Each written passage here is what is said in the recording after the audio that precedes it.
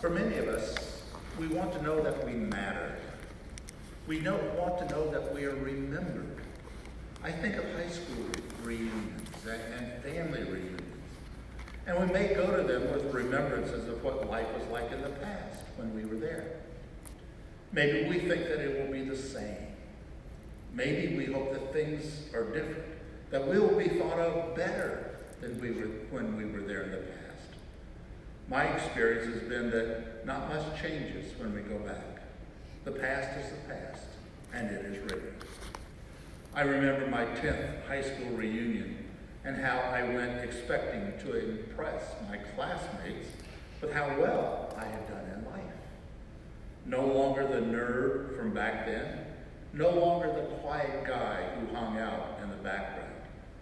I wanted to be the center of attention. But things had not changed in the 10 years I was away in my hometown and among my classmates. I was still who I had been. And even though others had also left and come back, the old relationships and the old cliques and roles remained the same. So I shook the dust from my feet and haven't been back since. So we see that Jesus shows us things were no different for him when he went back to his hometown of Nazareth. He was still the carpenter's son, still the child of Mary, still a member of the same family from which he had come. He was unable to do for them what he had been able to do for complete strangers. No wonder that he made his home during his ministry in Capernaum, a town on the shore of the Sea of Galilee and about 25 miles away from Nazareth. Jesus had to leave home in order to make his mark in the world, because his life was for the whole world.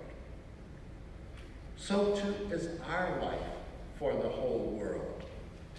We have no idea how we will be remembered, no idea what contributions we will make in building the kingdom of God. But we are called to trust that the little part which we have to play in this life is essential to God's overall plan for the world. It is not for us to know, simply for us to be faithful and follow. And that's not putting us down or downplaying our part in life. But we cannot see the bigger picture. We only see a tiny fragment, and then we let God's plan unfold. Time and again, Jesus shows us or tells us that we must venture out from our childhood home in order to follow him. We tend to idealize family ties and hometown roots, but they can keep us from becoming who we are meant to be. We may be confused when Jesus says, "Who are my mother and my brothers?" The one who does the will of God is mother and brother and sister to me.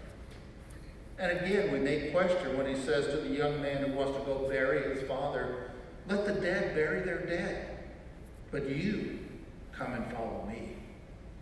He shows us that there is more to life than waiting at home for life to come to us.